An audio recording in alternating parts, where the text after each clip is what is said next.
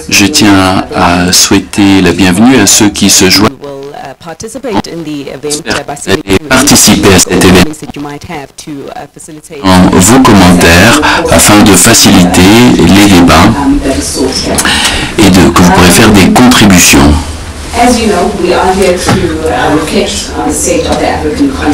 Alors nous sommes là pour réfléchir sur l'état du continent africain avec le lancement de 2 rapports, ce qui nous donnera une idée de ce à quoi ressemble le continent, ainsi que ses perspectives pour l'année 2024 et les années à venir. Il s'agit d'un guide, comme vous le savez, qu'exploitent beaucoup de décideurs politiques afin de choisir les meilleurs outils pour voir comment ils peuvent régler les problèmes auxquels se heurtent leur économie respective et aussi pour pouvoir peaufiner les occasions qui se présentent dans leur territoire respectif. Cela donne également une carte pour les investisseurs et leur permettant de voir où leurs capitaux peuvent trouver des sentiments d'amour, puisque c'est le mois de l'amour, février, et par là j'entends le rendement sur les investissements pour les parties prenantes. Le programme de travail est tout à fait simple. Je pense que vous connaissez tous le format de ces réunions. Nous écouterons des avis de haut niveau sur ce rapport afin que nous soyons tous sur la même longueur d'onde. Nous allons avoir une réunion de débat avec des experts clés qui vont fournir leurs perspectives et leurs contributions. Et j'attends avec un vif intérêt vos contributions en tant que membre de cette assistance. J'espère que vous ne serez pas passif mais actif. Et je sais que je suis en présence d'esprits très chevronnés, très intelligents, et que vous pourrez faire des contributions sur ce qui sera partagé, en particulier pendant la réunion de débat. Avant que nous ne commencions officiellement ces travaux, je vous invite à visionner ce court-métrage pour donner le là du contexte des délibérations d'aujourd'hui. Winds of economic change are constantly blowing across Africa. But knowing that these gangsters will swing through our economies, we can plan ahead to reap their benefits and mitigate their challenges. This is why in January of 2023, the African Development Bank launched the inaugural Africa's Macroeconomic Performance and Outlook Report.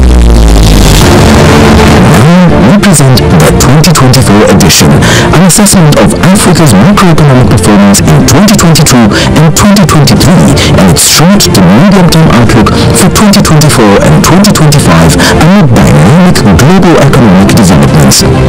Africa has recently faced significant headwinds, ranging from the COVID-19 pandemic to global conflicts and regional political instabilities, slowing the continent's growth in tandem with global economic uncertainty. While Africa's average real GDP growth fell to an estimated 3.2% in 2023 from 4.1% in 2022, 15 African countries grew by 5% or more.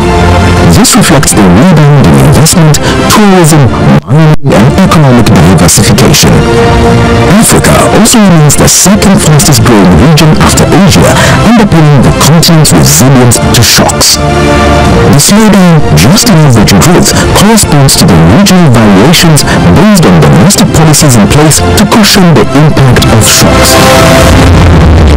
Economic growth in Central Africa is projected to drop from an estimated 3.8% in 2023 to 3.5% in 2024, then rise to 4.1% in 2025.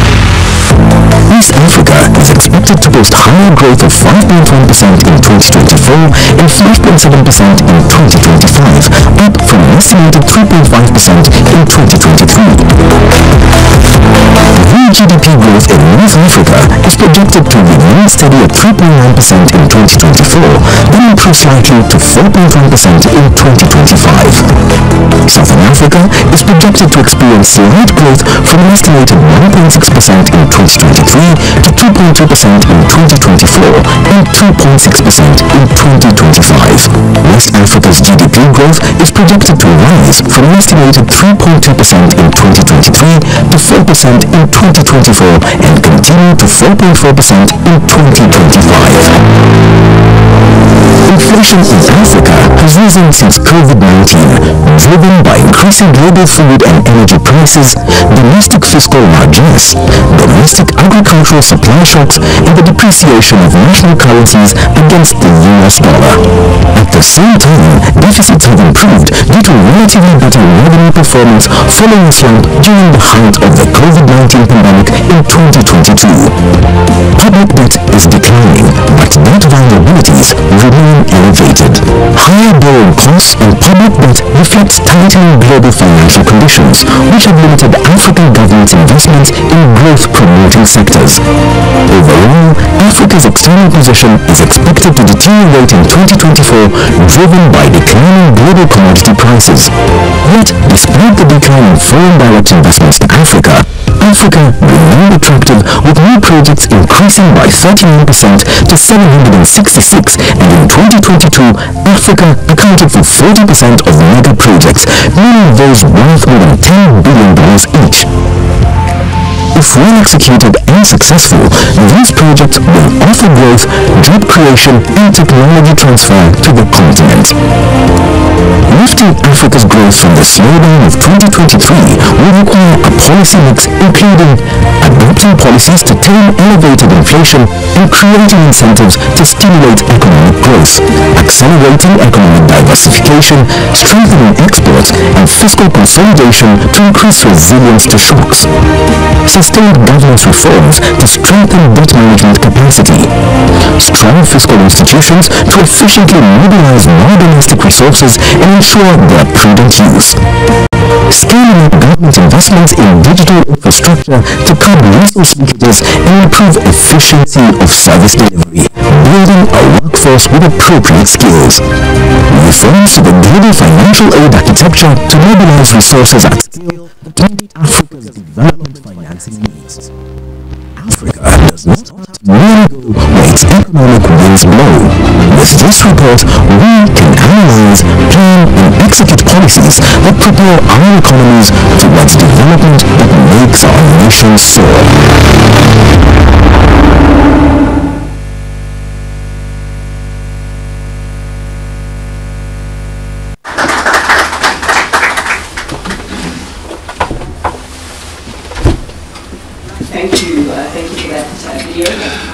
Merci pour cette vidéo. Je vois qu'elle couvre beaucoup de points. Alors, l'Afrique n'est pas forcée de se confronter à des vents contraires. Elle doit pouvoir maîtriser la turbulence et trouver un cheminement sans heurts. Alors, pour commencer nos travaux aujourd'hui, je souhaiterais vous présenter un des plus grands champions habité par une grande passion qui fait un grand plaidoyer mais qui met en œuvre les changements qu'il aimerait voir, le président de la Banque africaine de développement, Dr Akinwumi Adesina. À vous la parole.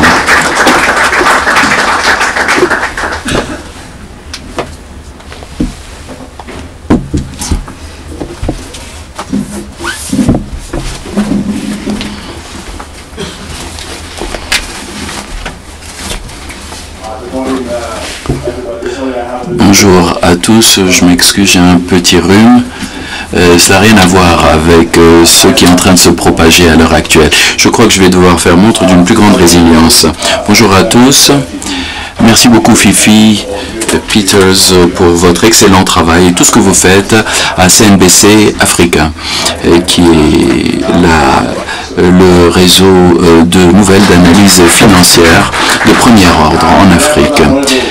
Mon cher frère, Monsieur le commissaire Mouchanga, je me félicite de vous voir. Excellences, Mesdames et Messieurs les ministres, chers amis, Jeffrey Sachs, professeur Jeffrey Sachs, combattant, cher co-combattant, et Madame Sonia, votre épouse, professeur Abba Shemallis, je me félicite de vous voir à nouveau. Vous semblez plus jeune que la dernière fois, peut-être que vous étiez plus surmelé la dernière fois. Directeur exécutif de la Banque africaine de développement, Mesdames et Messieurs les ministres et ceux qui nous rejoignent virtuellement, vice-président de la Banque. Bienvenue à cet événement. Je vous souhaite la bienvenue à la présentation de l'édition 2024 du rapport sur les perspectives et performances macroéconomiques africaines du groupe de la Banque africaine de développement. Il s'agit d'une publication bisannuelle que nous publions chaque premier ou deuxième trimestre de chaque année qui donne les perspectives macroéconomiques. C'est la publication phare de la BAD que nous lançons toujours pendant nos réunions annuelles en mai. Alors pour ceux qui avaient participé à ces réunions annuelles, je vous invite tous, ça se tiendra à Nairobi cette année. Ce rapport fournit aux décideurs africains, aux investisseurs à l'échelle internationale, aux chercheurs et aux autres partenaires au développement une évaluation reposant sur des données probantes de la performance récente de l'Afrique avec des perspectives à brève échéance et à moyenne échéance. Ainsi que nous réunissons cette année, à l'instar d'autres régions du monde, l'Afrique se heurte à de multiples crises, comme vous l'avez vu dans la vidéo, avec un coût de la vie qui augmente, un resserrement des conditions financières, une absence ou un tarissement des ressources à taux concessionnels, les changements climatiques et les répercussions des pandémies sanitaires que nous avons dû subir et des tensions géopolitiques sur le continent et aussi à l'extérieur. L'interaction de ces crises mondiales et régionales ont une incidence sur la marche de reprise de l'Afrique et cela entrave le développement socio-économique.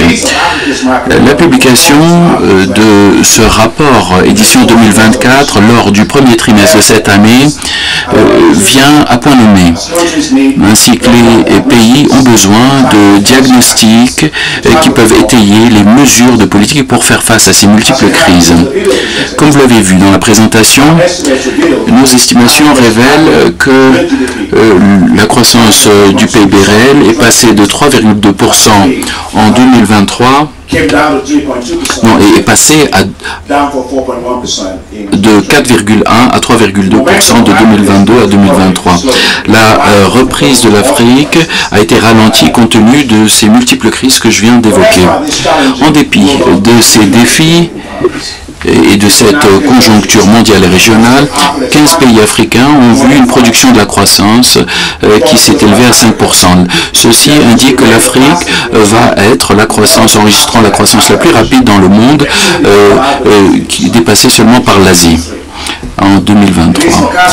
Et on prévoit que l'Afrique comptera 11 parmi les 15 économies enregistrant les taux de croissance les plus élevés dans le monde en 2024. Et donc on prévoit que la croissance sur le continent passera à 3,8% en 2024.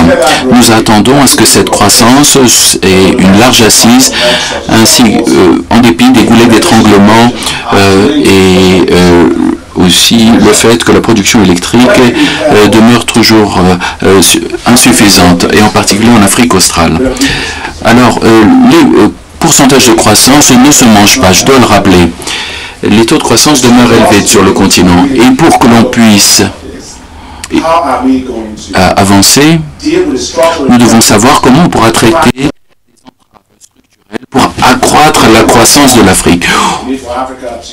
Alors on souligne que l'Afrique doit brûler des étapes, mais je n'y crois pas. On a besoin d'avoir une croissance stable, constante, pendant 10 ou 15 ans, et qu'elle soit multipliée par 2. Doubler les PIB et augmenter le PIB par habitant pour que nos populations puissent s'extirper de la pauvreté. Alors effectivement, nous allons vite, mais nous allons vite. Les autres économies sont immenses et les nôtres ne sont pas aussi immenses. Donc nous devons effectivement croître rapidement. Il y a beaucoup d'entraves structurelles. Les infrastructures restent un gros problème. Changement climatique également. Défi pour beaucoup de nos économies. Et donc l'industrialisation n'avance pas comme on le souhaite. Il faut donc mettre en place ce qui va restreindre l'industrie manufacturière tournée vers l'exportation pour que le continent puisse enrichir ses ressources. Focalisons-nous là-dessus. Nous parlons aussi d'un secteur essentiel qui est celui de l'agriculture, que nous connaissons tous, même avec la hausse des cours au niveau mondial à cause des changements climatiques. Nous devons libérer ce potentiel. Jeff et moi, on travaille là-dessus depuis des dizaines d'années. Libérons ce potentiel que recèle le secteur agricole. Il faut une croissance inclusive qui va pouvoir sortir des centaines de millions de personnes de la pauvreté en zone rurale. Alors, les goulots d'étranglement liés à l'inflation sont en hausse. Nous avons à peu près 17,8% de taux d'inflation, qui est le taux le plus élevé que l'on ait connu depuis plus de 10 ans. Et je ne parlerai pas de déficit fiscal, je confie ça plutôt au professeur Orama. Je ne vais pas empiéter sur les informations.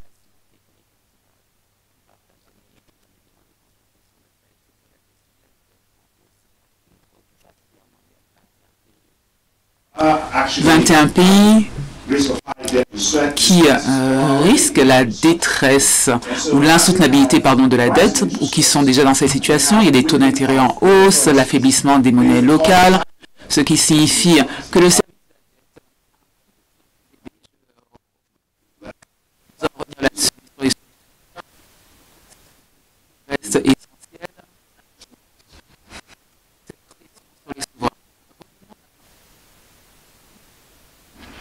c'est-à-dire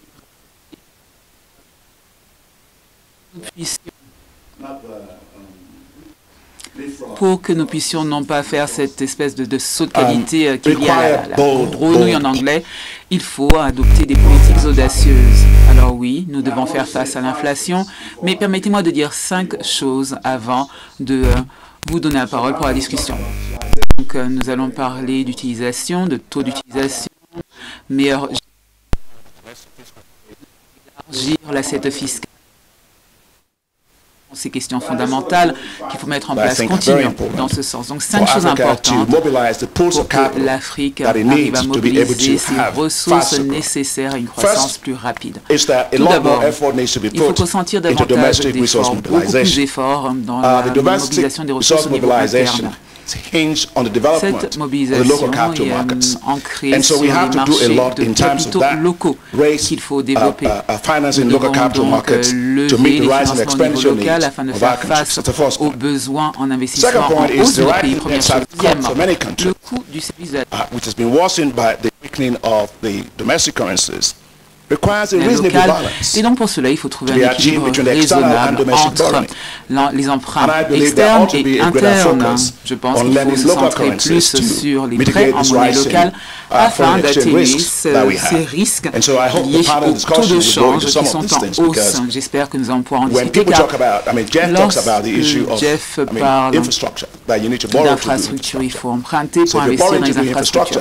Si c'est donc le cas, mais si les recettes tirées de ces infrastructures sont en monnaie locale et que vous empruntez encore et encore en monnaie ou en devise étrangère, l'impact est négatif. C'est l'un des défis. Nous devons donc développer ce financement en monnaie locale. Ce sera essentiel pour que les recettes correspondent au coût du financement. Troisièmement, je pense que les pays doivent mieux gérer les ressources naturelles dont ils sont dotés. Il faut pouvoir en tirer des recettes avec une meilleure gouvernance, plus de transparence. Il faut éviter ces coûts liés au transfert. Il faut s'assurer aussi de tirer une certaine rentabilité de tout ce que l'on génère.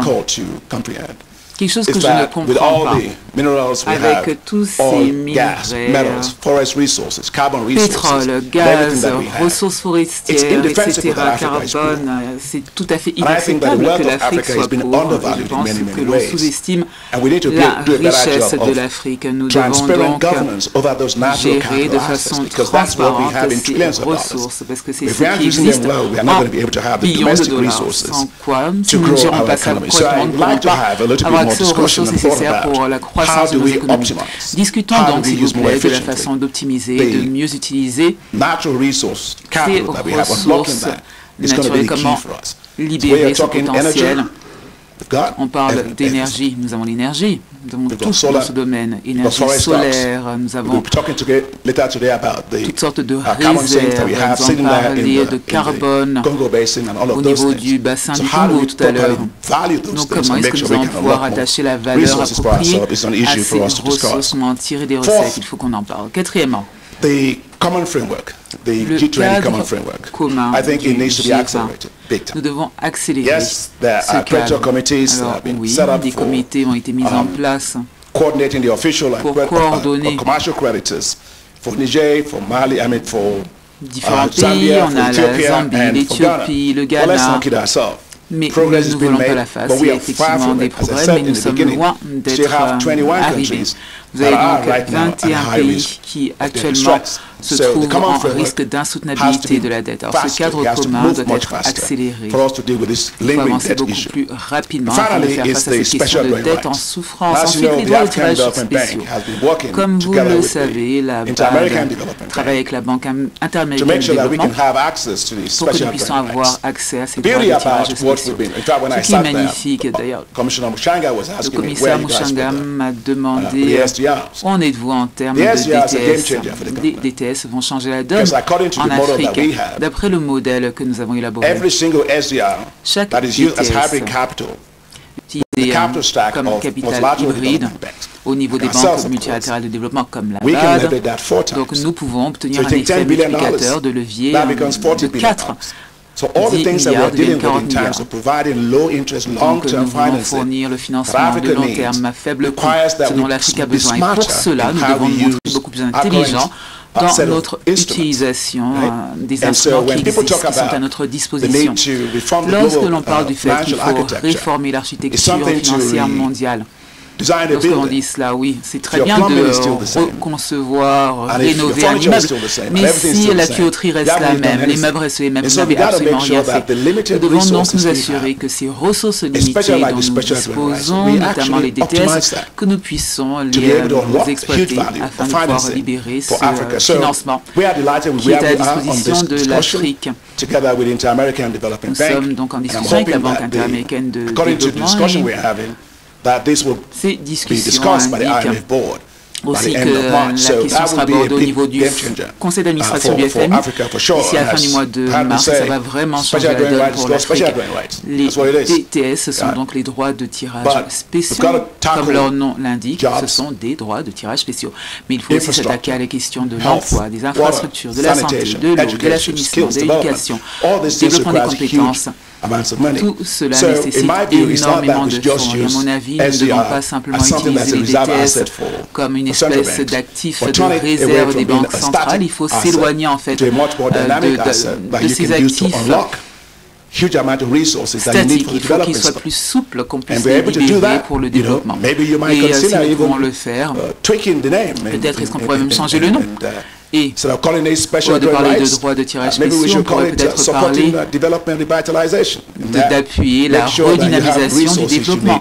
Et ainsi, on aurait les ressources nécessaires pour mettre nos activités à l'échelle. Donc, encore une fois, je vous souhaite la bienvenue à cette séance. Le professeur Ourama va prendre la parole, il va rejoindre le podium. Mais avant cela, j'aimerais remercier tous les économistes de la banque. Merci pour le travail acharné qui a produit ce rapport. Merci, honorable commissaire Muchanga, pour votre travail. Ne vous inquiétez pas pour moi, j'ai la grippe, mais je ne suis pas contagieux. Everything should be okay. Thank you. Tout devrait bien se passer. Merci.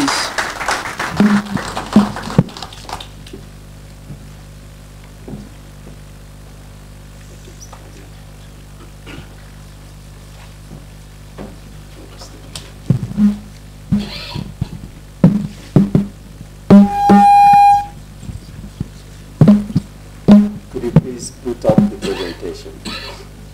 Si on pouvait faire apparaître l'exposé à l'écran. Dr. Akinwumi Adesina, président du groupe de la Banque africaine de développement, Excellence le commissaire Muchanga, professeur Jeffrey Sachs, Excellences, Mesdames, Messieurs les ministres, administrateurs de la Banque africaine de développement, la haute direction de la Banque africaine de développement, chers collègues, membres du personnel de la Banque africaine de développement, les différentes parties prenantes qui sont dans la salle et connectées virtuellement, bienvenue à cette présentation des performances et perspectives macroéconomiques de l'Afrique pour 2024. Pour ce qui est du rapport, le président a déjà fait une introduction élaborée. Il y a 3 parties de ce rapport. La première partie se penche sur la performance macroéconomique du continent en 2023. Il y a aussi des projections sur les performances du continent en 2024-2025. Donc on se tourne vers l'avenir. Et puis nous donnons aussi une vue d'ensemble des aspects fondamentaux macroéconomiques du continent. Donc c'est ce que l'on voit en termes de PIB, hausse, baisse, volatilité du PIB. Nous nous focalisons donc sur les moteurs de cette volatilité et les solutions pour stabiliser. C'est donc là que la transformation structurelle et le financement de masse à faible coût de long terme pour le développement des infrastructures en Afrique, dont le président a parlé, c'est là que ça entre en jeu et c'est une solution très claire. Il faut également investir dans le développement des ressources humaines, du capital humain, parce que nous avons vu quel impact cela a sur la transformation structurelle dans les pays. Nous nous sommes aussi penchés sur des questions comme la dette, les forces qui animent cette dette en Afrique, l'inflation, la dépréciation des monnaies en Afrique. Et ensuite, nous avons donné une image d'ensemble, une vue d'ensemble sur ce sur quoi va se pencher le rapport sur les perspectives économiques en Afrique. Donc, on va parler de transformation structurelle, implication sur l'architecture. Donc, c'est un rapport qui sera lancé au mois de mai lors des assemblées annuelles. Le président en a déjà fait l'introduction. Pour passer maintenant à mon exposé. La première diapo vous montre ce qu'il y avait déjà dans la vidéo, ce que le président aussi nous a présenté. Donc c'est une histoire de résilience renforcée en Afrique. Bien que le PIB du continent ait ralenti en 2023, nous voyons donc des projections d'amélioration en 2024 et 2025 jusqu'à 4,1% en 2024 et ça devrait être beaucoup plus que la croissance moyenne du PIB des pays de par le monde. Ce ralentissement a toujours été la cause des diverses crises que le continent a rencontrées depuis 4 ou 5 ans, dont le président a très clairement parlé. En dépit de cela, nous voyons une résilience renforcée dans les différentes sous-régions, dans les pays d'Afrique et dans les structures économiques que nous voyons qui sont variées sur le continent. Je vais entrer dans les détails de ces dimensions régionales au fur et à mesure de ma présentation. Et l'Afrique reste la deuxième en termes de croissance économique dans le monde. Et 11 pays en Afrique font partie des 20 pays au monde à la croissance économique la plus rapide, ou en feront partie, d'ici 2025. Et il faut vraiment apprécier cela. Il faut féliciter nos dirigeants ainsi que les populations africaines au vu de leur résilience. Si vous regardez donc les prévisions avec la Covid, l'Ukraine, la guerre au Moyen-Orient, on pourrait imaginer que les économies africaines ne soient pas aussi résilientes, mais du fait de la consolidation fiscale fondamentale et de la prudence macroéconomique en Afrique, le continent reste solide, ferme. Si l'on regarde maintenant la performance régionale de différentes économies en Afrique, on constate qu'il y a encore ce narratif constant. Regardons l'Afrique de l'Est. Cette région continue d'être le meneur en Afrique en termes de diversification économique, mais aussi en termes de consolidation structurelle et de renforcement dans différents aspects de la gestion des politiques macroéconomiques. On voit toujours en fait les dividendes avec ce PIB en croissance stable. Rappelez-vous, en 2020, qu'on avait dit que c'était la seule région en Afrique qui n'ait pas subi de récession malgré la Covid-19. Il y a donc des enseignements à tirer de cette région. Si l'on regarde les projections aujourd'hui, cette région va connaître une croissance de 5,1% en 2024 et ce sera même plus, jusqu'à 5,7% en 2025.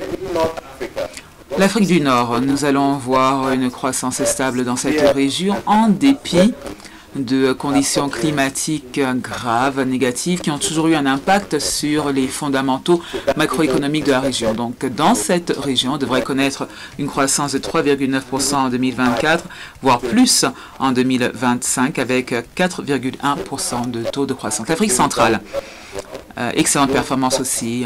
On prévoit que la croissance soit modérée, 3,5% en 2024, mais on va passer à 4,1% en 2025. Si vous regardez ces trois régions, vous constaterez qu'il y a des biomarqueurs très clairs. La réforme a été mise en œuvre au niveau de la gestion macroéconomique de beaucoup de pays dans ces régions. Et c'est ça qui est à l'origine de la résilience et de cette trajectoire de croissance positive. L'Afrique australe. Dans cette région, la croissance va s'améliorer, va passer de 1,6%, comme on a vu dans la vidéo, à 2,3% en 2024 et on va arriver à 2,6% même en 2025. Mais cette région reste la plus lente en termes de croissance économique en Afrique à cause de défis structurels. La plus grande économie de cette région, l'Afrique du Sud, a eu à rencontrer ces défis, notamment dans le secteur de l'énergie. Et il y a aussi d'autres défis d'infrastructure. L'Afrique de l'Ouest devrait aussi connaître une croissance accrue en 2024 à hauteur de 4% et 4,4% en 2025. Mais même cette croissance accrue est ralentie par le fait que l'économie la plus grande de la région, le Nigeria, rencontre des défis. Vous avez aussi le Ghana qui rencontre des défis. Et il y a une préoccupation dans cette région liée à la situation politique que nous suivons. Nous suivons l'impact que cela pourra avoir sur la croissance dans la région. Si vous regardez le genre d'économie qui existe, donc, nous suivons aussi de près les économies à forte consommation de ressources ou pas, les économies tributaires du tourisme. Et nous voyons en fait une croissance large, comme vous pouvez le constater sur la gauche de l'écran, dans tous ces types d'économies différentes. Une chose reste constante. Après la Covid, depuis 2020 jusqu'à aujourd'hui, nous avons l'inflation des prix à la consommation en hausse.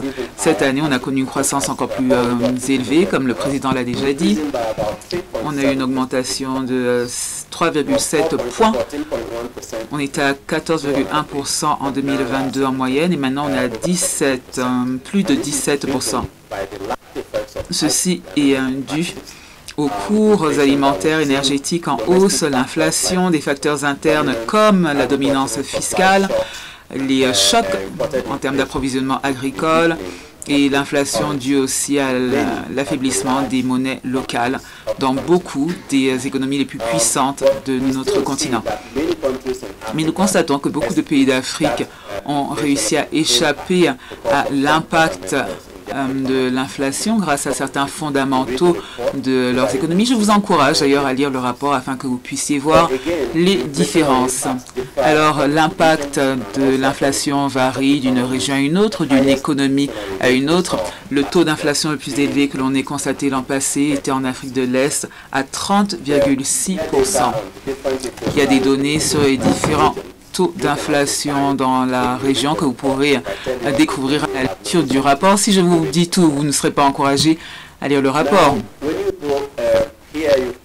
Alors ici, vous voyez donc une question que nous souhaitons suivre de près. Le resserrement monétaire dans différentes économies en 2023 a permis de réduire l'inflation au niveau mondial. Et les taux d'intérêt réels sont positifs aux États-Unis, à plus de 2%, dans la zone euro aussi. Et ces mesures ont un impact en termes d'austérité, mais il fallait que les pays passent par là pour pouvoir se retrouver dans la situation d'aujourd'hui. Et aujourd'hui, donc en Afrique, il y a certaines politiques qui sont mises en œuvre et les citoyens ressentent l'impact sur le court terme et perdent de vue les avantages sur le moyen et sur le long terme de ces politiques.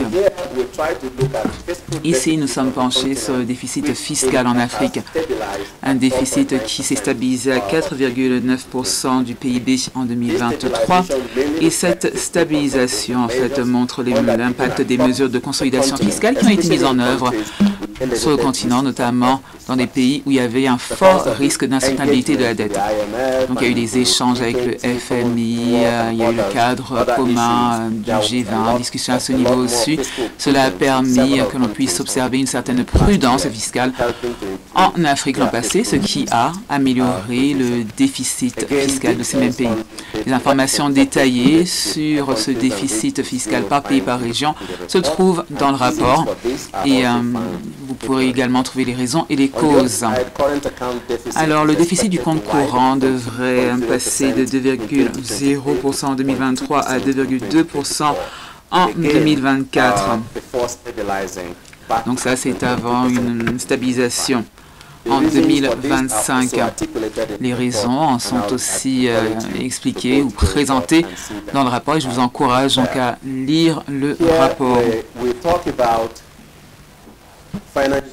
Ici, nous parlons de flux financiers. Le président a déjà clairement dit qu'il fallait des financements de long terme à faible coût, en quantité, pour financer les infrastructures en vue de la transformation structurelle en Afrique. Mais ce que nous constatons, c'est que les investissements étrangers directs sont passés à 80 milliards en 2021, multiplié par 2 après la pandémie, mais il y a une chute nette en 2022. On est maintenant à 45 milliards seulement. Alors, être tributaire de ces investissements directs étrangers, c'est une question qui doit interpeller les pays africains. Et c'est pour cela que l'on recommande de renforcer cette modélisation au niveau interne. Et le président en a parlé de cette mobilisation interne. Pour ce qui est donc de l'APD, des investissements, des transferts de l'étranger, il y a des tendances semblables.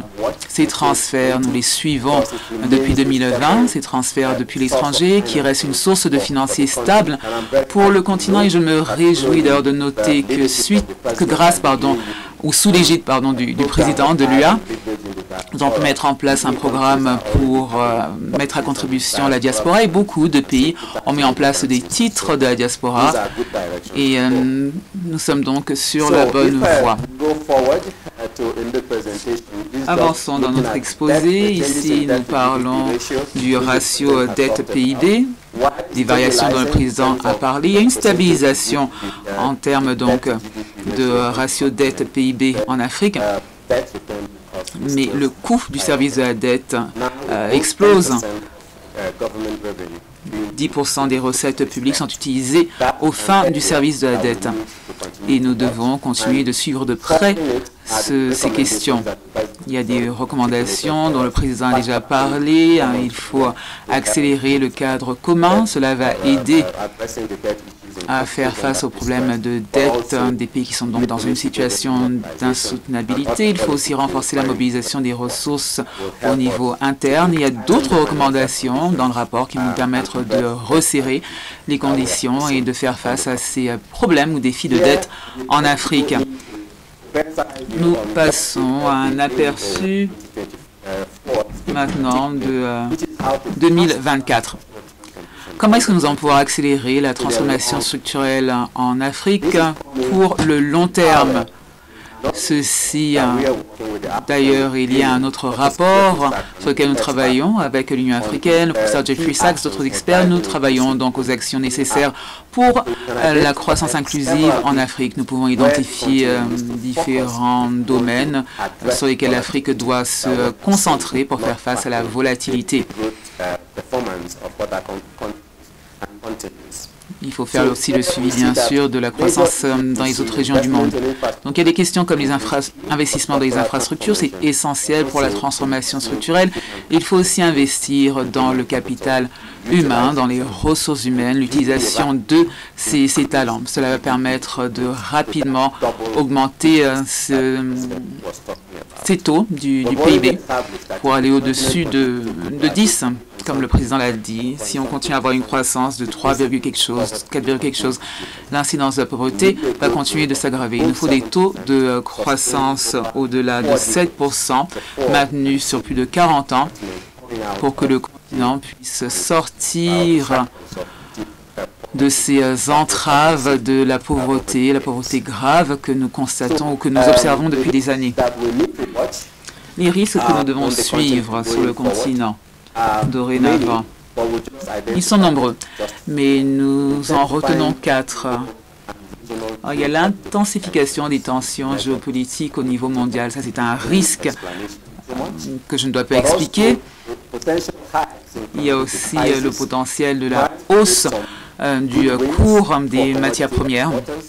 Ça peut être des gains rapides pour les pays exportateurs, mais ça peut aussi créer un fardeau en Afrique pour ceux qui importent. Et suite à notre analyse, donc, nous constatons que même les exportateurs n'ont pas toujours utilisé les recettes liées à ces exportations de façon utile. Donc il nous faut des politiques claires pour pouvoir exporter ou exploiter ce potentiel. Il y a aussi la pression au niveau du système financier international. Je ne vais pas m'appesantir là-dessus, j'ai pris la parole déjà assez longtemps. Et enfin, vous avez l'augmentation des conflits régionaux et de l'instabilité politique. Nous devons y travailler sur cela de près sur le continent. Quelles sont les recommandations principales en termes de politique? Le président a déjà présenté les recommandations en matière de politique comprises dans ce rapport. Si vous parcourez le rapport, vous trouverez des recommandations concernant l'inflation, la volatilité des taux de change, des politiques aussi pour ce qui est de renforcer la mobilisation des ressources internes, pour le renforcement des capacités du continent pour ce qui est d'utiliser ces recettes mobilisées. Donc il s'agit là de gestion des finances publiques. Et d'ailleurs, sous l'égide du président Adesina, nous avons eu à travailler sur cette académie de gestion des finances publiques. D'ailleurs, je remercie les pays qui ont participé. Nous avons un premier groupe de 26 pays. Vous avez des hauts fonctionnaires qui ont obtenu leur certificat suite à ce programme de formation cette année. D'ailleurs, j'encourage les pays à participer davantage à cette académie. Ce n'est qu'ainsi que nous pourrons renforcer nos capacités. Pour ce qui est encore de cette mobilisation des ressources internes sur le terrain, il faut prendre des mesures audacieuses. Les pays doivent prendre ces mesures pour ce qui est du secteur informel, de la corruption, pour éviter aussi le gaspillage des ressources. Et il faut établir des priorités également. Au niveau des marchés, nous devons renforcer nos marchés internes, nous devons numériser nos économies davantage afin de résoudre des problèmes de transparence dans la collecte ou dans le recouvrement des recettes fiscales, et aussi pour ce qui est de la gestion des finances publiques et leur utilisation. Donc, les avantages de numérisation sont clairs, ont été exprimés clairement dans plusieurs rapports. Et l'insoutenabilité de la dette aussi. Le président a parlé de certaines choses qu'il doit mettre en place. Il faut rééquilibrer la dette interne, externe, et plusieurs pays vont devoir aussi trouver un équilibre entre la dette commerciale et non. On voit un basculement vers les dettes à court terme, ce qui crée des défis sur le plan budgétaire à moyen terme pour beaucoup de pays. Obtenir davantage de recettes de notre grand capital naturel, le président l'a souligné, et sous sa houlette, nous travaillons sur un programme pour pouvoir mieux priser ou évaluer cette richesse verte. Cela pourra augmenter notre évaluation du patrimoine naturel, nos écosystèmes, ce qui nous permettra de régler beaucoup de questions.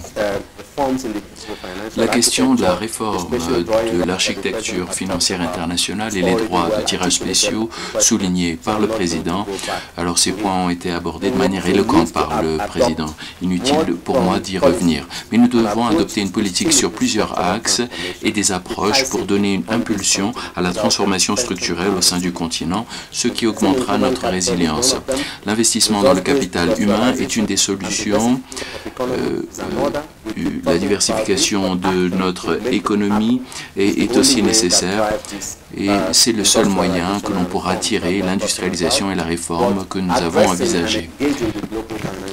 Et nouer un dialogue sur l'architecture financière internationale afin qu'elle soit adaptée pour le continent est quelque chose d'essentiel.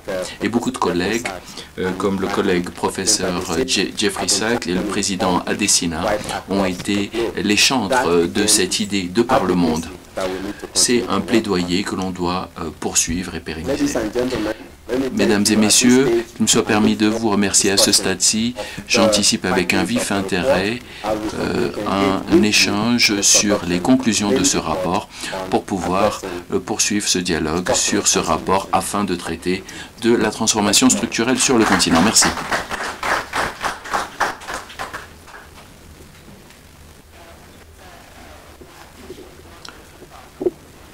Professeur Ourama, alors ne partez pas très loin, s'il vous plaît.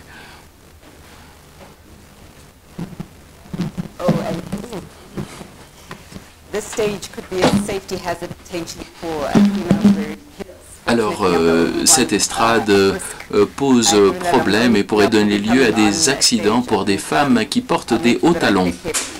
Alors, je vais essayer d'avancer prudemment. Merci, professeur, pour ces perspectives.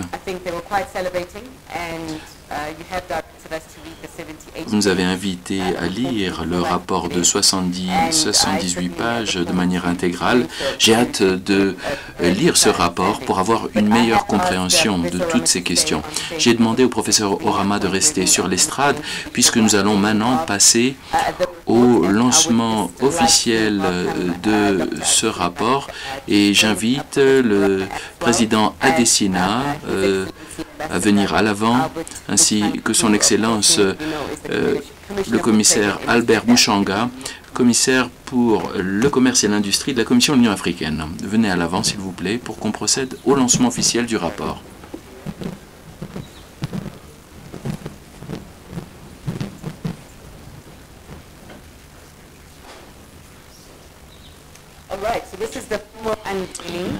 Très bien, nous allons maintenant officiellement lancer, dévoiler ce rapport. Et alors peut-être que quelqu'un pourrait nous aider à enlever, pour qu'on puisse dévoiler ce rapport.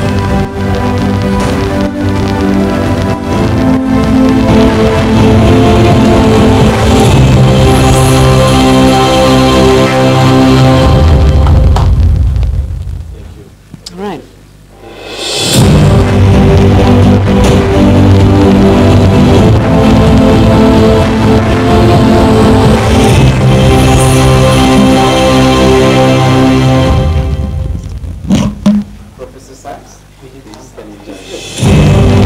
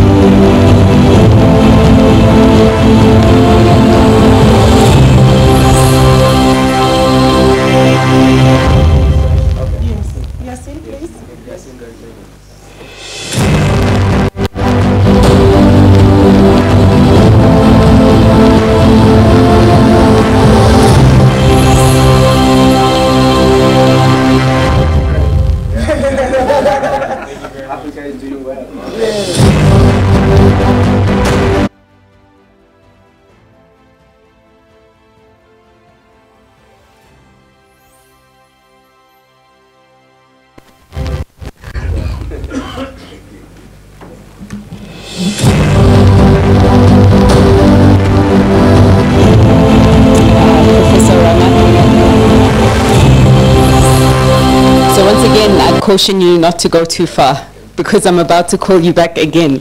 Alors, professeur Orama, n'allez pas très loin.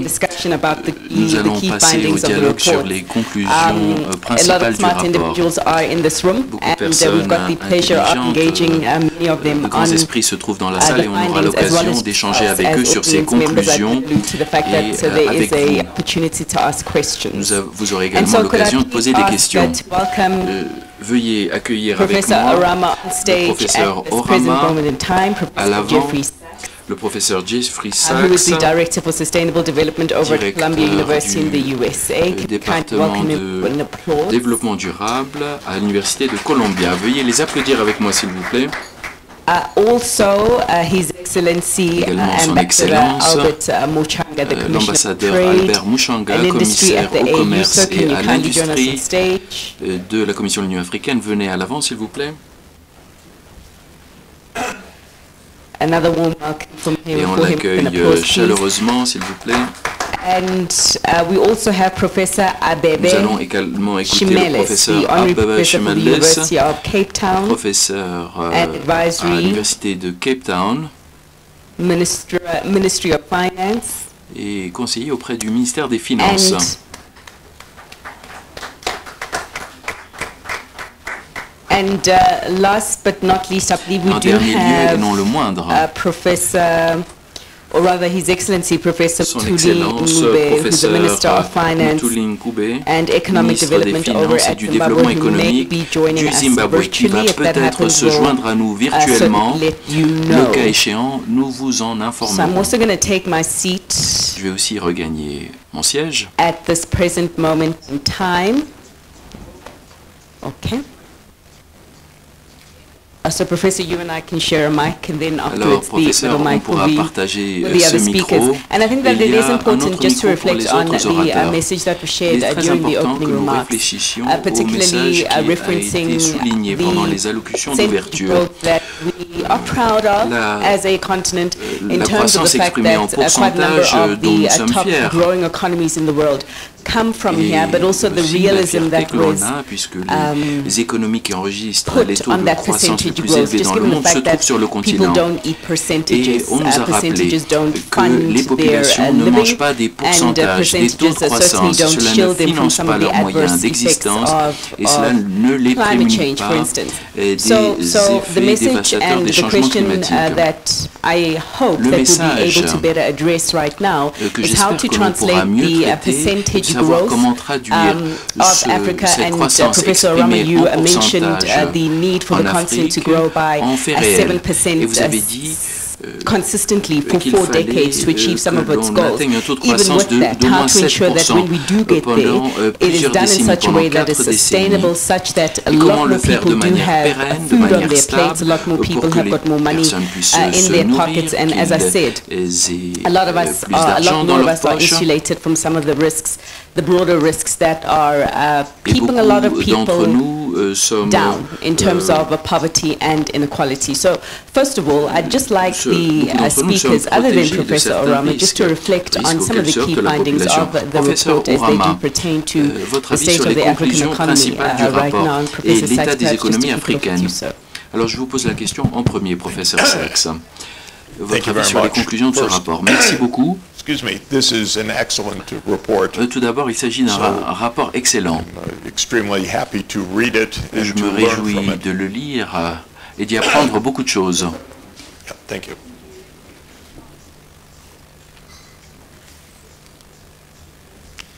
It shows a mixed picture. Alors Africa is cela achieving brosse un tableau assez mitigé. moderate economic growth, L'Afrique a but there is a réussi considerable amount à of enregistrer une financial fragility. croissance This modérée, is mais il y a the main toujours picture. une And we certaine want to fragilité move from financière. this Et situation nous voulons nous to écarter a de cette situation situation à une situation much higher growth, où on ait une which croissance is beaucoup plus absolutely élevée, feasible, ce qui est tout à fait and réalisable, lower financial fragility.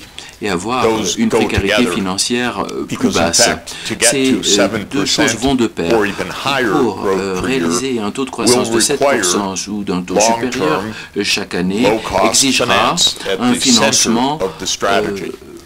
And à long terme what, et qui est bon marché. one of the very Ça doit être au cœur de la telltale stratégie. graphs shows is Et Africa is paying a un punishing graphique le risk montre de premium manière on its finance, très éloquente. and it cannot L'Afrique achieve paie rapid growth une if prime it de is risque paying très a élevée. risk Elle ne peut pas premium of réaliser cette croissance 750 or si 1,000 elle or a even higher basis points à couvrir ses on risques its debt.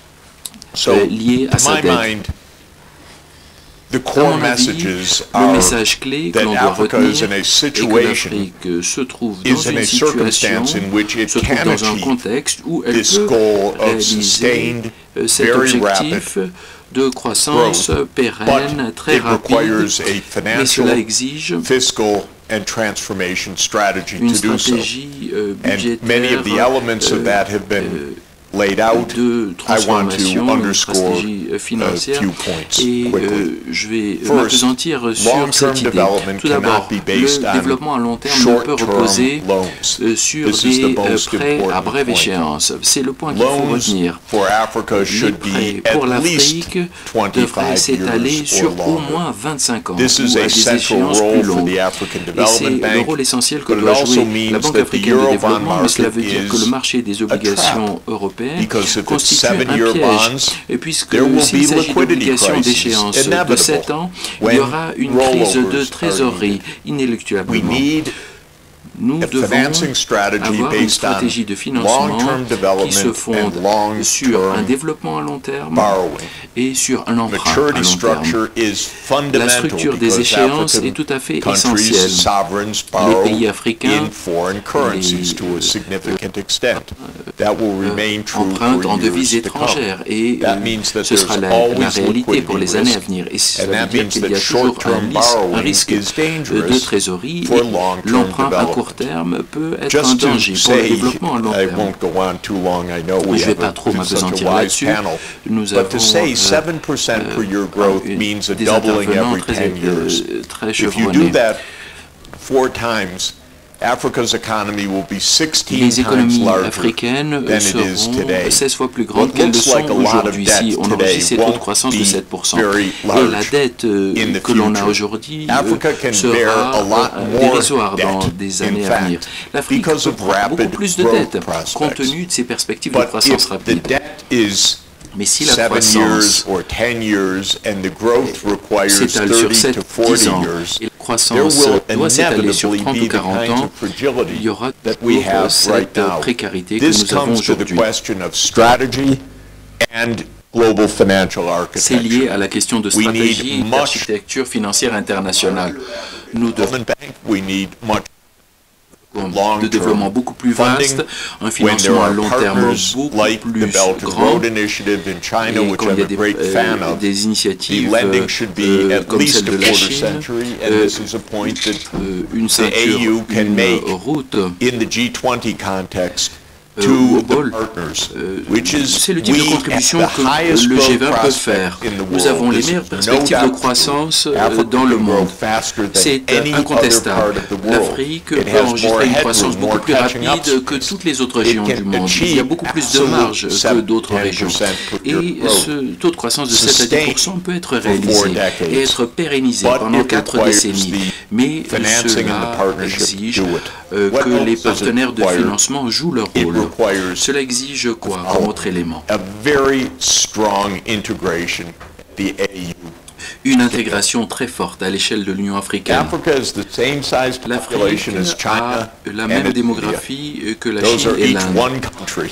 Et il Africa s'agit is 55 countries. de deux pays, Africa tandis que has l'Afrique a to act, 55 though, like pays. one Et economy. l'Afrique doit pourtant agir comme This is elle n'était extremely qu'une seule économie. C'est très Because that important. scale will be the breakthrough. Cette échelle That's ouvrira the advantage of la every voie single one et of sera la 55 percée. countries joined together. Il faut que ces Second, 55 États that conjuguent means leurs efforts. cross-border Deuxièmement, infrastructure cela for implique power, des infrastructures for fiber, transfrontalières for pour transport l'électricité, is pour la fibre absolutely optique, pour les essential. transports. C'est tout à This is a fait great essentiel. continent and it needs a great Ce continent continental est énorme et il a This is besoin d'une absolutely infrastructure continentale key. vaste.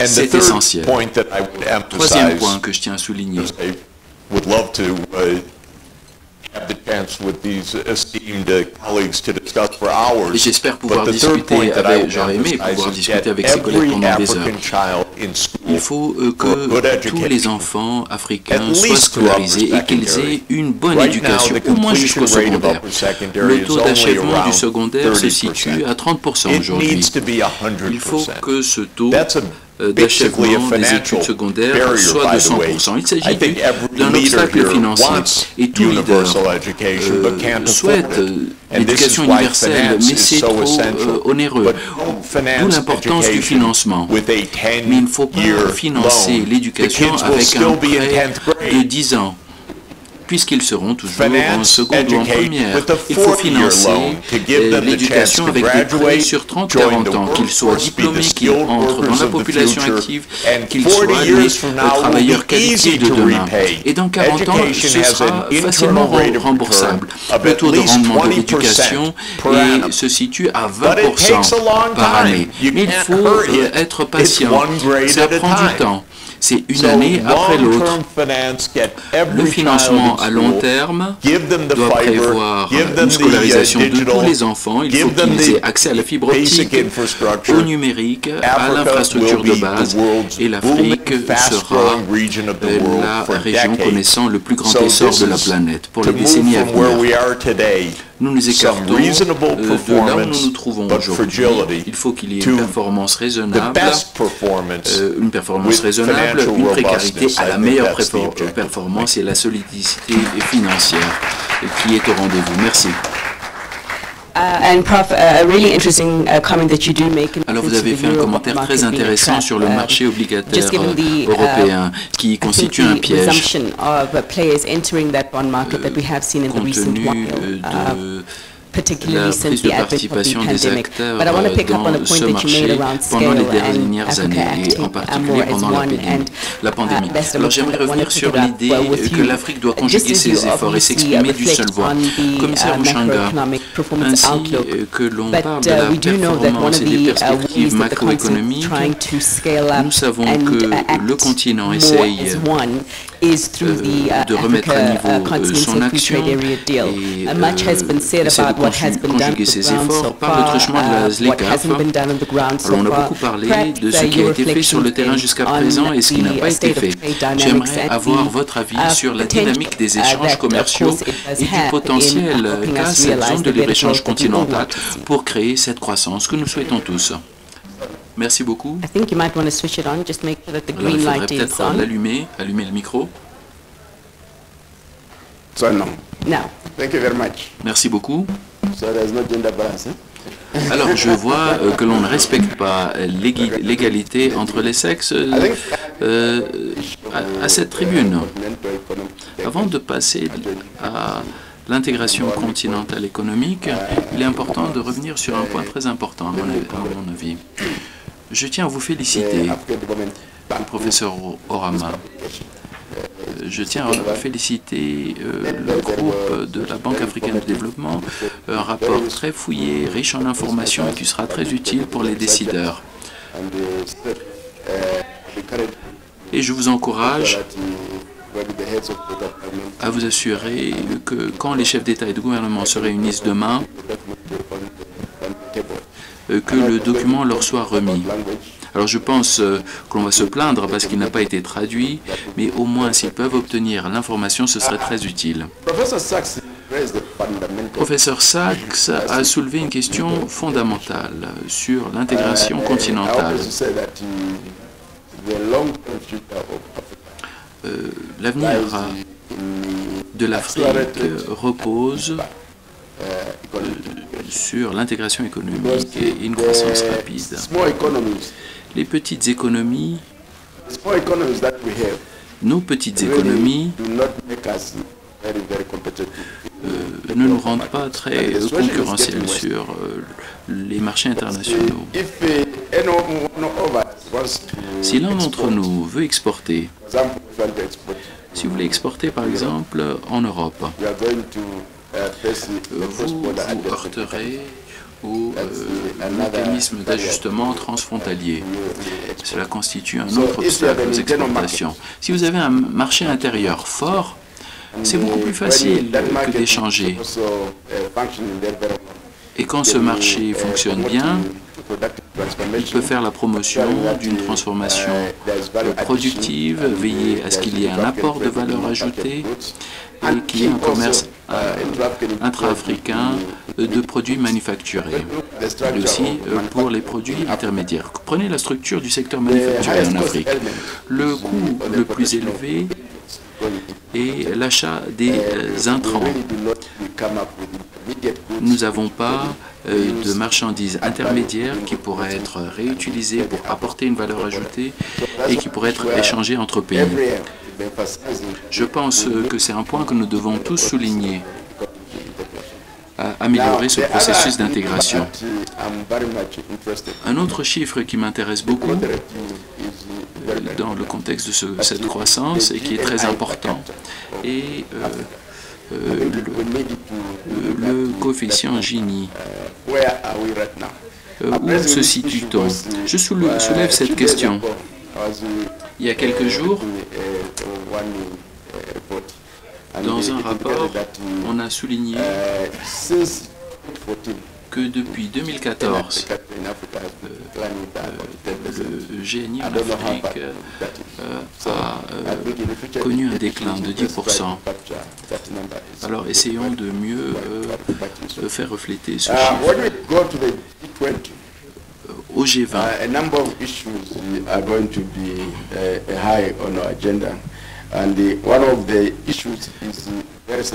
une question qui a été abordée au G20 était très délicate et nous aimerions travailler avec la Banque africaine de développement et d'autres partenaires là-dessus. La question de la fiscalité à l'échelle internationale. Le groupe africain, avec comme chef de file le Nigeria, a pu obtenir gain de cause.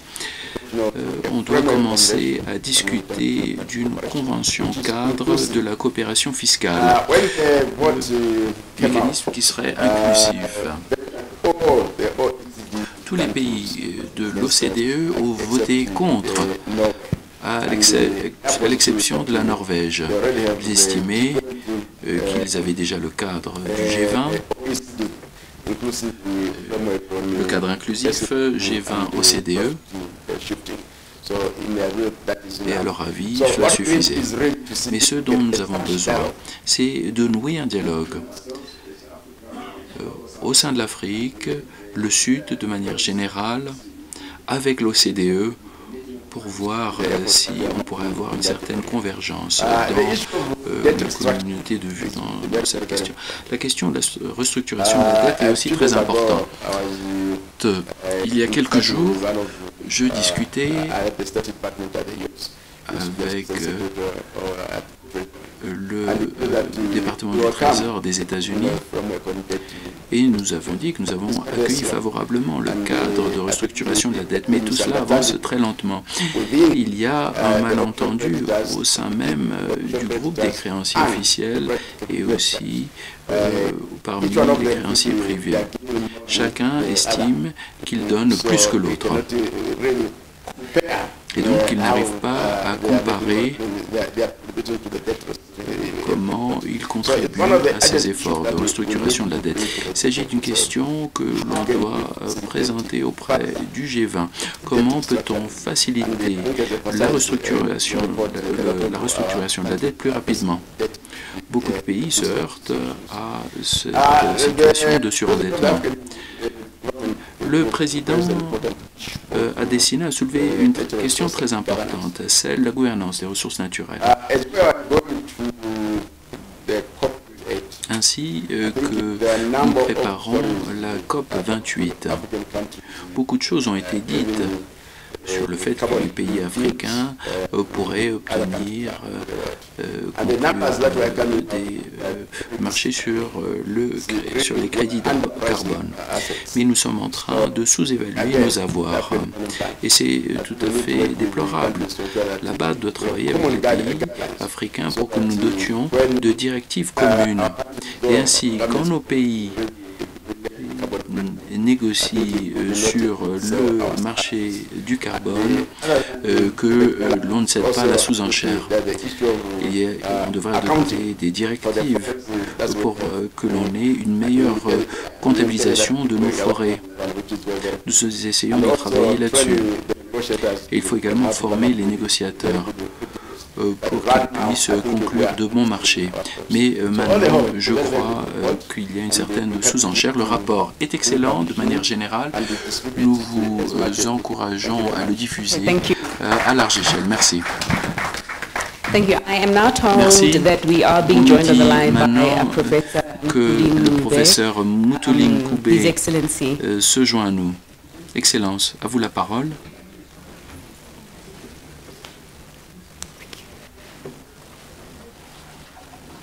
His Excellency Professor Mutuli Ngube, of course. Excellence, professeur Mutuli The Minister of Koubé, Finance of ministre des Finances du Zimbabwe. So, oh, we see you. You're looking well. Compliments for the new year, sir.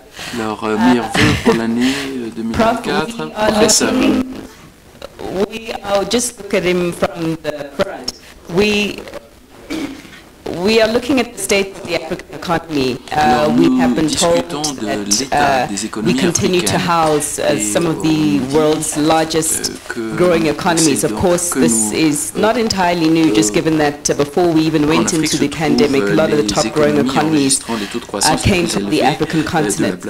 But so we're also being told of the importance of certain dynamics in making sure that Africa gets to the next step around restructuring some of the financial concept architecture that of course being one in part the responsibility of the traditional architects, but also I would say it is the responsibility of African governments as it were to ensure that restructuring is done well, but also to ensure that they keep their part of the bargain in upholding the high standards of governance when it does come to how money in the country essentially is being used. So I know that Zimbabwe is trying to do quite a number of things right now in terms of its debt restructuring, also in terms of in its financial markets, particularly its currency. Perhaps we can start off there, so and just talk about what the state of play is right now, but also broadly speaking, how you are thinking of the path forward for the African continent. Et aussi votre avis sur les perspectives du continent. À vous la parole. Prof, are you on mute? Professeur, est-ce que vous avez allumé votre micro? Not clearly. On ne vous Perhaps entend we pas. can see if there's something that can be done technically Alors, to est-ce qu'on raise peut his sound. régler ce problème sur le plan technique? Doit-on augmenter son volume? Not entirely. If On ne the vous entend sound pas of the très bien. technical team perhaps at the back Alors, can see on what they can demande à do. l'équipe technique de régler ce problème. Okay, so we'll come back to you, Minister, in just a On vous short while, rendra once la the sound has been parole adequately bientôt, Monsieur le Ministre, dès qu'on a réglé ces tested, if problèmes that's all right. de son. Okay, Si vous êtes I'll d'accord. wait for guidance from the floor in that regard. Suffice to say that if I come to you, Prof. Shimilis, Alors, professeur Chimales, je vais maintenant for vous your poser une question. reflections. We've heard quite a lot that has been said so far about the number Beaucoup de of choses ont été dites countries on the sur continent that are le in nombre de debt pays qui distress. se trouvent en situation de surendettement. Okay, perfect. They are in debt distress at this present moment in time. We know that the risks of dans une defaults situation de are surendettement. high, and there's been Et there il y a has eu been a beaucoup few de casualties défauts in de the paiement, recent de past. remboursement Your de reflections, sir, la on dette. the topic Votre at hand avis today, sur and la maybe even question qui nous interventions on réunit ici the issue aujourd'hui around et peut-être debt distress right now and defaults in the votre avis country. sur cette question de surendettement et de défaut de paiement de la dette.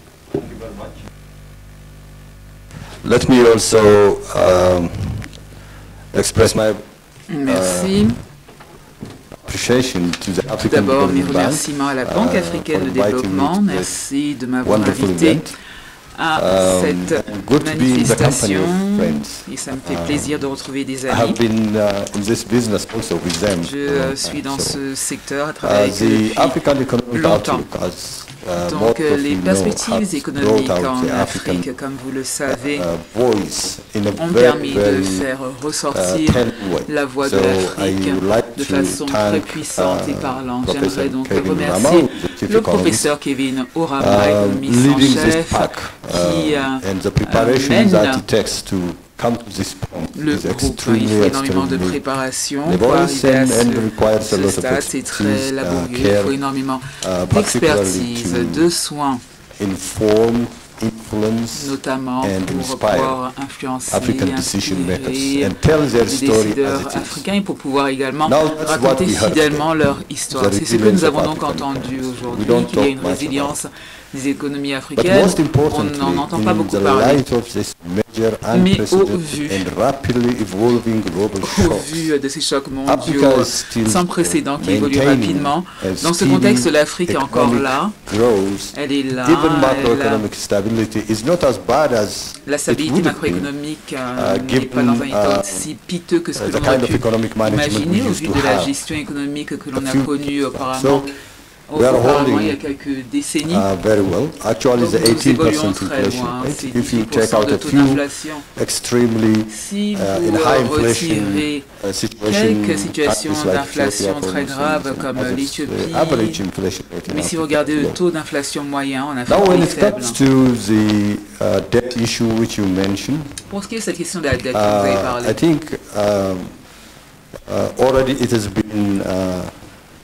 mentioned in the report, but also mentionné dans le rapport. Distinguished panelists and the president of the African Development Bank said that le président de la Banque africaine de développement a dit que l'économie de l'Afrique n'était pas en faillite. L'Afrique n'est pas un continent qui aurait dû rencontrer les problèmes de liquidité que nous connaissons aujourd'hui, mais il y a des défis. Il y a deux causes. Tout d'abord, notre propre gestion économique. D'autre part, il y a aussi le système financier mondial, la façon dont il est conçu, la façon dont il opère, qui ne va pas dans le sens des intérêts de l'Afrique. Nous en prenons bien note. Comme le commissaire l'a dit, il y a beaucoup de lacunes, de vide aussi pour ce qui est de la situation de la dette et des solutions apportées aujourd'hui. Donc je voudrais dire une première chose. Qu'est-ce que ça signifie un pays qui se trouve en situation de surendettement? Il y a différentes façons d'envisager cela. Si vous regardez l'Éthiopie par exemple, le ratio dette-PIB est beaucoup plus faible que n'importe où ailleurs. Mais le coût de l'emprunt et le rendement de ces investissements tirés de cette dette, ça ne s'aligne pas. Ce qui nous met dans une situation de pression de la liquidité. Mais le pays peut se reprendre, il peut même supporter des dettes élevées pour financer ses besoins d'investissement. L'Éthiopie connaît un taux de croissance de plus de 10% depuis plus de 10 ans, avec un ratio investissement PIB de 40%. C'est sans précédent, ce n'est pas connu dans d'autres pays d'Afrique. On est passé de 5% à 22% en 2019. Alors le pays peut se transformer en peu de temps. Comme le président de la banque l'a dit. Et si les mécanismes de financement au niveau mondial avaient été favorables, vous avez des taux d'intérêt de 9% qu'on demande à des pays pauvres, ça veut dire quoi? Ces agences de crédit, et la cote, c'est basé pas sur les besoins, vulnérabilité, c'est basé plutôt sur la capacité à payer qui définit selon leur propre vocabulaire, leur propre perspective. Donc les voies africaines sont arrivées à un point où l'architecture financière mondiale doit être réformée, doit être juste, inclusive. Et il faut aussi créer un espace pour des filets de sécurité mondiaux lors de périodes difficiles. Ce surendettement, cette insoutenabilité de la dette, ça a été créé de façon artificielle. Ce que nous voyons aujourd'hui, C'est un système où le potentiel africain n'est pas bien reflété. Merci. Merci.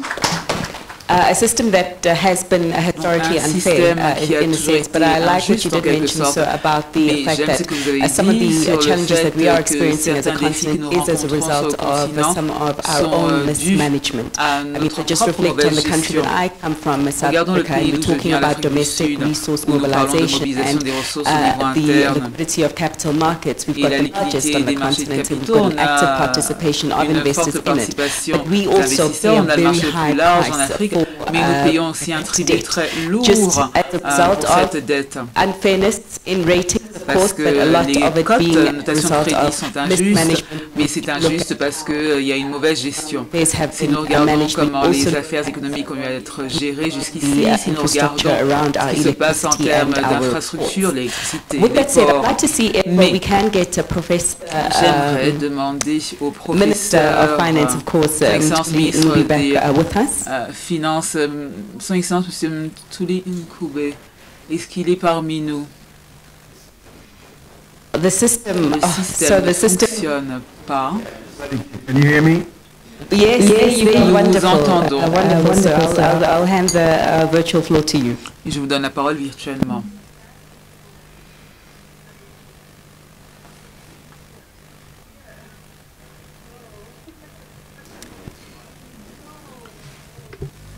Okay, Minister, we heard him just a moment ago. On a entendu le ministre il y a quelques instants. Minister Ncube, can you hear us? Monsieur Ncube, est-ce que vous nous entendez? Yes, I can hear you clearly. Je vous entends.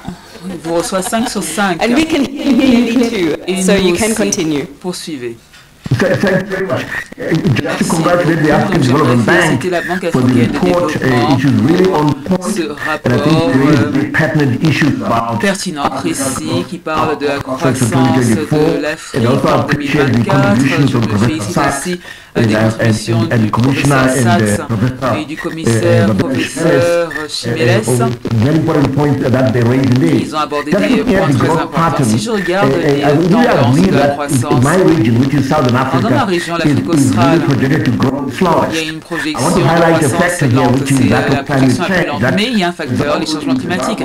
Par exemple, au Zimbabwe, on devrait avoir un ralentissement de la croissance. L'an passé, on avait 5,3%.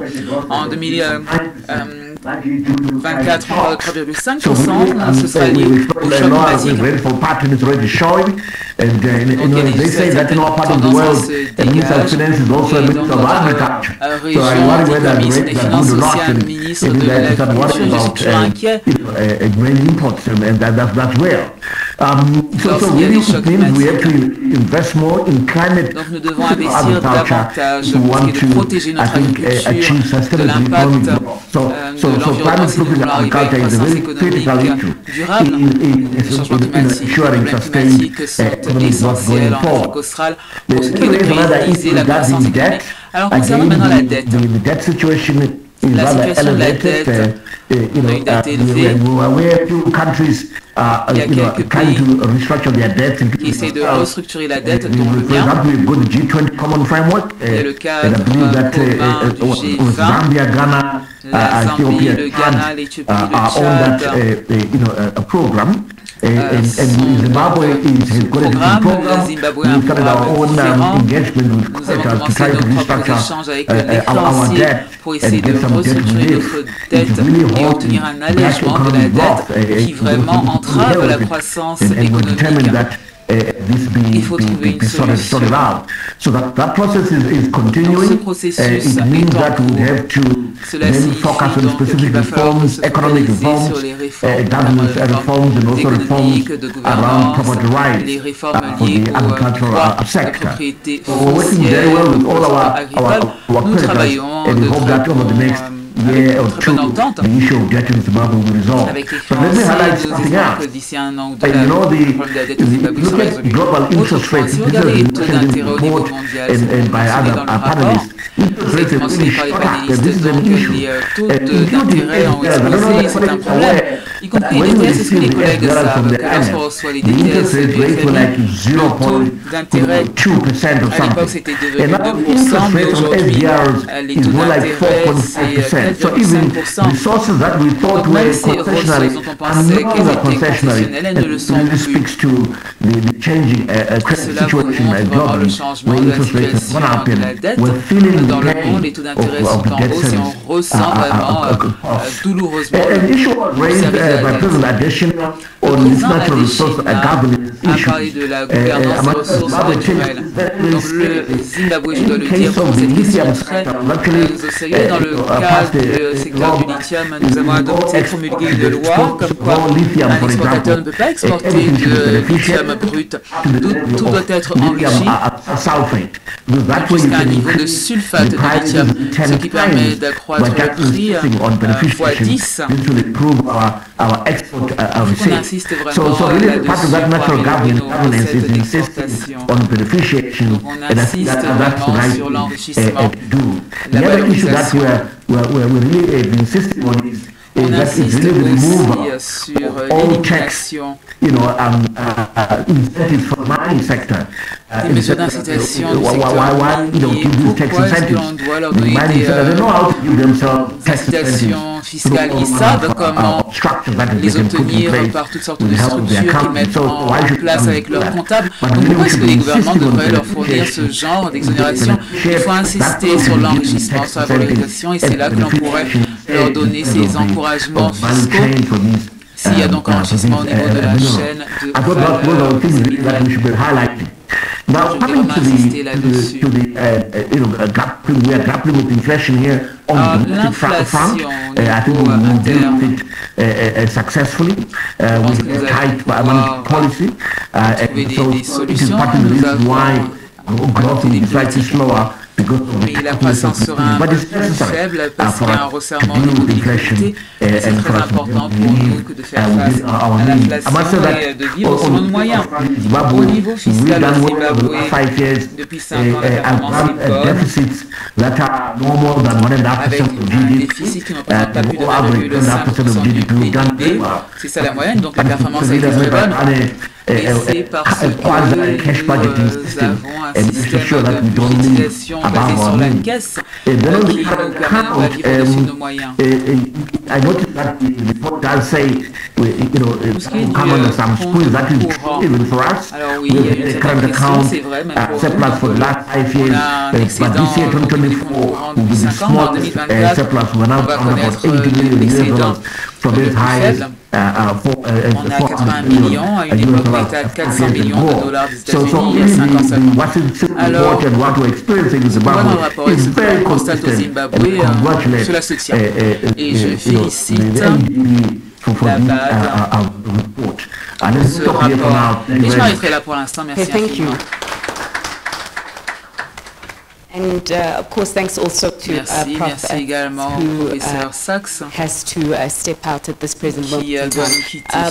Professor Ram, I'm coming to you in just a short while, but I just would also like the audience to know that we will be opening up for questions in a moment or two. So if there's any contribution that any of you will just indicate with the show of your hand. And what I wanted to ask you is the situation around the hard landing. And how much of a viability it is for certain parts of the continent. You have a mention of the fact that inflation continues to shoot in the wrong direction in many parts of Africa. And what we have seen is a continued aggressive intervention from central bankers. Let me not call it aggressive because really they're trying to do all that they can do to bring this inflation down. But the question is at what cost, and whether this inflation is what actually takes a few economies into real recession or into a real hard landing African continent. Your interventions on that, so, and how much of a viability a hard landing is for Africa and which parts of Africa right now? Donc, quelles sont les parties de l'Afrique qui sont concernées par ce nouveau type de prêt? Thank you very much for that question. Before going into that, let me really appreciate the inputs and comments that have been made by the panelists, some of them traveling far and they are beyond to be here. Professor Jeffrey Sachs and his beautiful wife, Sonia Sachs, traveled all the way from the US to be here. We really appreciate that. And Commissioner Muchanga my brother, Abebe Shimeles, and President Adesina yourself, really appreciate you. And all those who are connected online, I know hundreds of you, thousands connected, and those who are really here. The point you raise is one that is really sometimes touchy. Vous avez abordé une question qui est assez managing inflationary pressures often comes with, we call it hard landing, but maybe austerity measures also for countries. Because that's why I hinted that in my presentation. We've seen the fiscal consolidation that happened in the United States, in the Eurozone the past 2 years. It was tough for citizens. Energy prices went up, food prices went up, many things really had significant issues there. But the difference is that then there is also fiscal policy measures that are put in place to cushion that impact qui sont mises en place pour servir de tampon pour les plus vulnérables. Donc même si les taux d'intérêt sont en hausse, cela small and medium scale enterprises, and it doesn't impact the vulnerable households significantly. PME, and many African countries are foyers doing that. vulnérables. Beaucoup de pays africains le font. Beaucoup de pays africains mettent en place des mesures pour atténuer l'impact sur les pays. Mais c'est un petit peu comme d'arracher les dents. Lorsque vous avez une carie, il faut aller chez le dentiste et souvent ça fait peur parce que c'est douloureux. Mais lorsqu'on va arracher cette dent, ça vous permettra d'avoir un certain soulagement. Donc vous avez une douleur de court terme, un impact difficile au niveau des politiques monétaires et fiscales pour résoudre ces problèmes que l'on rencontre, mais ça ne devrait pas décourager, ça ne devrait pas décourager d'arracher la dent. Si vous gardez cette carie, ça va pourrir d'autres dents et vous aurez davantage de problèmes à l'avenir. Ce que j'ai vu dans beaucoup de pays africains, c'est que les banques centrales en fait font un excellent travail pour essayer de gérer l'inflation en utilisant des outils qui sur le continent ne sont pas aussi efficaces qu'ils devraient être à cause de différents facteurs structurels de nos économies dont nous avons parlé déjà dans le rapport. Il y a beaucoup de dividendes en Afrique de l'Ouest, par exemple. Le gouvernement nigérian met en œuvre beaucoup de politiques qui sont pénibles pour les citoyens, mais les projections parlent de croissance, de reprise de la croissance en 2024-2025 grâce à ces politiques. Donc j'encourage les citoyens, les décideurs.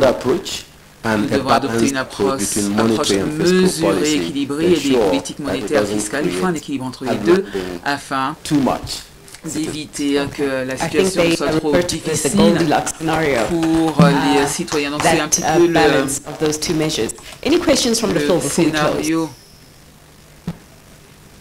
hypothèse Goldilocks. Idéal. Donc ici il y a des commentaires. Tout ce qui devait être dit, ça a été dit, mais peut-être des mots de la fin des membres du panel, avant que je vous donne la parole, professeur Ourama, pour la clôture officielle. It's answer.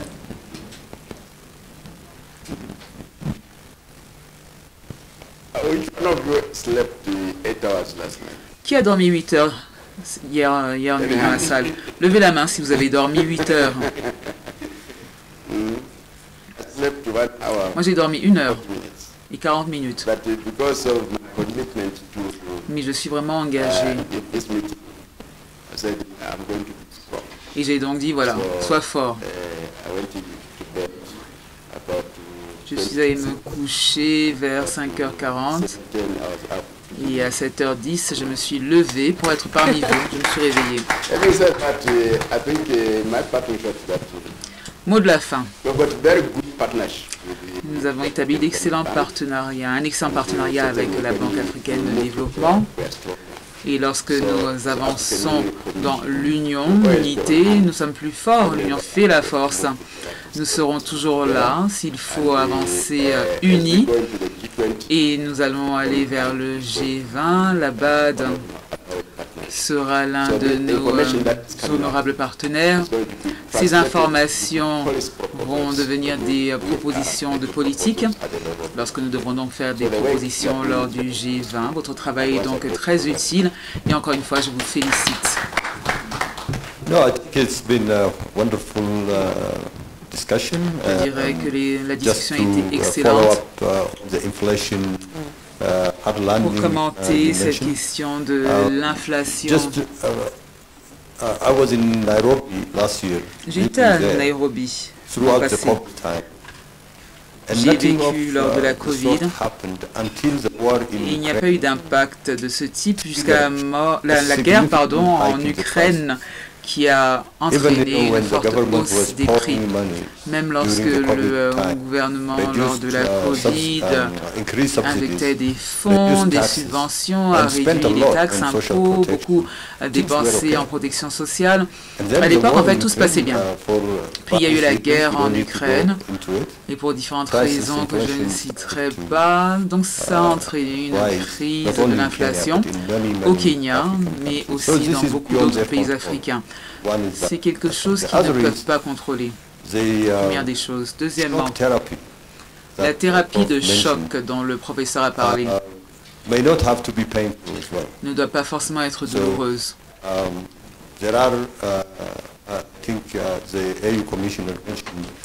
Le commissaire de l'Union africaine en a parlé, j'en ai parlé également. Donc l'architecture financière mondiale va faire face à ce rétrécissement de l'espace fiscal en Afrique. Ils ont réussi à très bien éviter l'effondrement de leur économie, donc voilà. And not to keep anyone in this room here any further. Unless I get your point, many people are tired and do need to rejuvenate.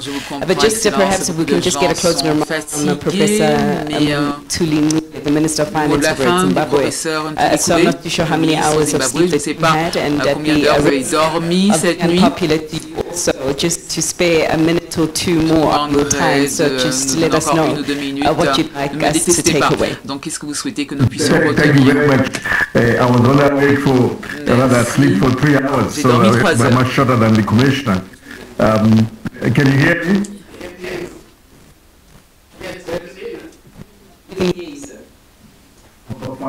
I think we should continue. La BAD, à mon avis, doit continuer d'être le meneur de l'avancée de la réflexion. Cela va aider les décideurs. Cela va nous aider alimenter ces moteurs de la croissance. Cela va nous permettre de renforcer la résilience, mettre en place tout ce qui permettra d'absorber les chocs au niveau des cours, des prix, des taux d'intérêt. Donc j'encourage la BAD à continuer à faire ce travail exceptionnel. That is a shock that we need to respond to, and we have to invest in climate proofing our agriculture, and I suspect other countries in Southern Africa will be doing the same. Again, I can think of a country like Mozambique, which will be affected by similar issues, Mozambique, but also Malawi, which will be affected by similar climate conditions. So this is a real. The other issue that's urgent for us is one of debt restructuring. So really any continental driven ideas about dealing with this issue rather than on a one-on-one basis would be helpful, so that we have a comprehensive, holistic approach on how Africa could be assisted in this restructuring drive. Thank you very much. Thank you, sir. And just on my parting shot, a big congratulations, obviously, for yourselves, Professor Ramai, the entire team that contributed to these insights. I think that now the work does stand with those who are at the close proximity of policymakers who can ensure that a lot of the change and the recommendations that this report advocates for can be done and should be implemented. And what I can say is that us as members of the media, we also look forward to understanding further the insights of this report so we can continue to hold to account those of you who you know should be doing more. But with that said, thank you to everyone also for your participation. It's a close. De votre participation, c'était donc le mot de la fin, la séance est levée.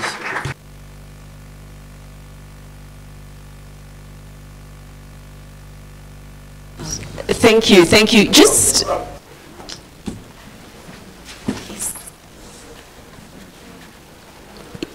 and